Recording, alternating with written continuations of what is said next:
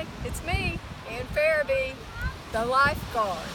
Well, perched comfortably in my beach chair, surrounded by all the stuff you carry to the beach with you, I was watching my two children play in the waves.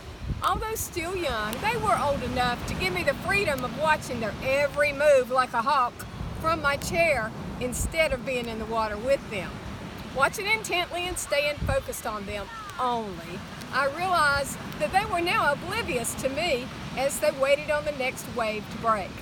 Ride a wave, go back out. Ride a wave, go back out. They were quite entertained and unaware that they were continually drifting further and further down the shore. But I knew where they were. Each time they ran up on the sandy beach, I waved my arms to let them know that I was still there, but they never looked my direction. Even though I did not have their attention, they sure did have mine. I kept my eyes totally on them because I knew there were things they needed to watch out for, like the undercurrent. An undercurrent is water that is below the surface that moves in a different direction from the current. The powerful channels of water can pull swimmers out, knock them down, or push them to a place they never intended to be. The underwater. Anyone who has spent time in the ocean has probably felt something swish by their legs, leaving them with the question, what is in the water with me? Maybe fish, sharks, debris, trash, broken seashells, seaweed, jellyfish, assorted marine life. There are things we cannot see, and we need to stay alert.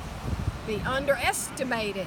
How about those things that we do not think about, like how the shallow water quickly becomes areas of deep water, how a sunny day could bring about a painful sunburned evening, how the cloud coverage that cooled things off could become a dangerous storm that created damage, how the wave coming toward you that looked like a good one could bring you to your knees. No, my children were not watching out for those things, but I was watching out for them because I was their lifeguard. What is a lifeguard? It is one who guards your life.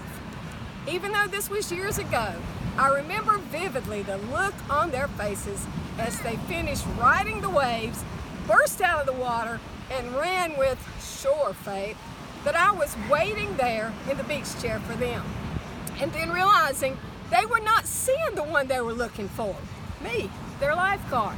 They had drifted far from where I was and far from where they needed to be. But even though they were not seeing me, I had not taken my eyes off them.